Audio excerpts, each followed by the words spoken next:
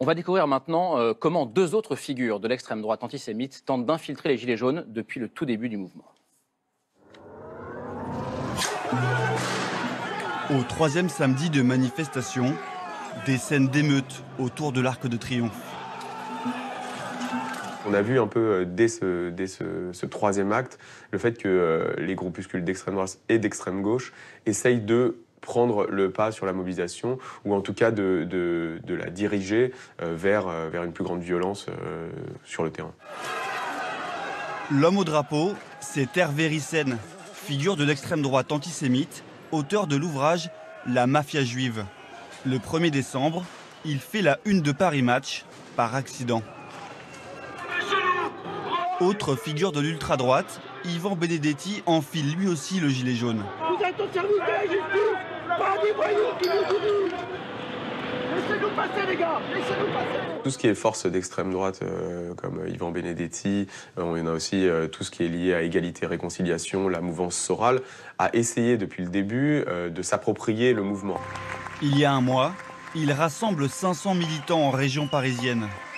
À la tribune, on retrouve à ses côtés Hervé Ryssen, condamné pour négationnisme, et Alain Soral, plusieurs fois condamné pour provocation à la haine raciale. Yvan Benedetti voit dans les dizaines de milliers de personnes qui sont sur les ronds-points ou qui défilent un vivier, mais un vivier qu'il faut orienter. Vous avez dit que vous essayez de récupérer les gilets jaunes.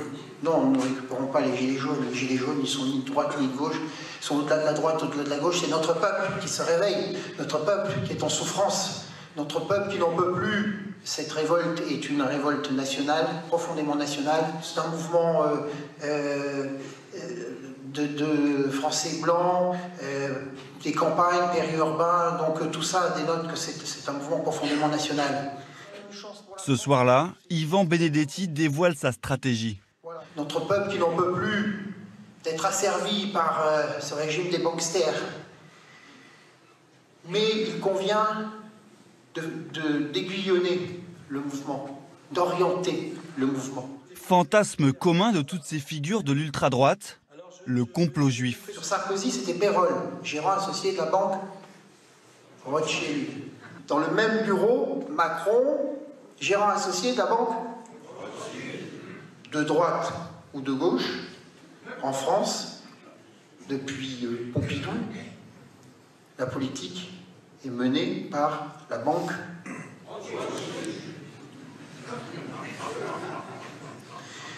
Donc si nous voulons sortir dans l'impasse, c'est une véritable révolution salvatrice qu'il nous faut. Alors Camille, qui est cet homme qu'on vient d'entendre, qui est Yvan Benedetti? Yvan Benedetti, c'est vraiment une figure des groupes racistes et antisémites. C'est un admirateur du maréchal Pétain. Lui-même s'est déjà déclaré ainsi, antisioniste, antisémite et anti-juif. Ça lui avait d'ailleurs valu son exclusion du Front National en 2011. Ensuite, il a continué sa carrière à l'ultra-droite en prenant la tête de l'œuvre française, un mouvement pétainiste est très clairement assumé comme tel. Un mouvement qui avait été dissous après la mort de Clément Méric, ce jeune militant d'ultra-gauche tué par des militants d'ultra-droite. Yvan Benedetti, il a été condamné pour recomposition de ligue dissoute. Et donc, il connaît très bien les tribunaux. Il fait attention désormais quand il prend la parole en public. Vous l'entendez lors de cette réunion, il parle de la banque Rothschild et non directement des Juifs, mais il le sait, face à son public, s'attaquer à la banque Rothschild, c'est jouer sur le vieux ressort antisémite. Juif égale argent égale pouvoir. Allez, troisième et dernière partie de notre reportage en coulisses. On va maintenant vous montrer le stade supérieur dans l'infiltration de l'extrême droite dans le mouvement des Gilets jaunes. Certains de ces militants sont parvenus ces dernières semaines à intégrer le service d'ordre du mouvement, ce qui donne lieu à d'étonnantes interviews de Gilets jaunes qui portent aussi sur la tête le béret rouge des unités parachutistes de l'armée française.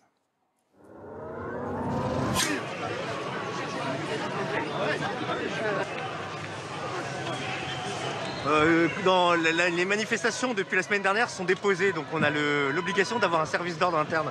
Après, le mot service d'ordre n'est pas très approprié, puisqu'en fait c'est plus un service de protection des gilets jaunes qu'un service d'ordre en soi-même. L'homme au béret rouge est un ex-militaire. Il s'appelle Victor Lanta. Sur cette photo prise en Ukraine, ce militant d'extrême droite combat aux côtés des milices pro-russes. Un CV qu'il aurait omis de détailler en rejoignant les Gilets jaunes. l'un de ces animateurs des Gilets jaunes parisiens rencontre Victor Lanta, qui a été militaire de carrière, et qui propose à l'autre de l'aider dans sa tentative de structurer un service d'ordre. Sauf qu'il y a tromperie sur la marchandise, parce que le militant des Gilets jaunes en question ne sait absolument pas quel est le pédigré politique de son interlocuteur. Le 2 février dernier, Victor Lanta est toujours là, mais sans son béret rouge cette fois. Avec ses amis, il assure la protection de Jérôme Rodriguez.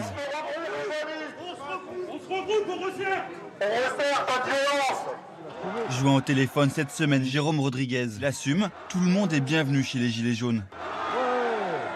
Alors il y a un pecno un jour qui a fait des conneries, je sais pas où, en Ukraine. Il porte un béret, on vient tous nous emmerder pour ça. J'ai discuté avec des jeunes de 18 piges. J'ai discuté avec des papis de 85 ans. C'est transgénérationnel. J'ai discuté avec des identitaires. J'ai discuté avec des ultra-gauches. J'ai discuté avec des mecs du milieu. J'ai discuté avec des droites, des gauches, des verts. Voilà. Transpolitique. Les Gilets jaunes refusent de faire le tri, au risque de se faire manipuler par les extrêmes.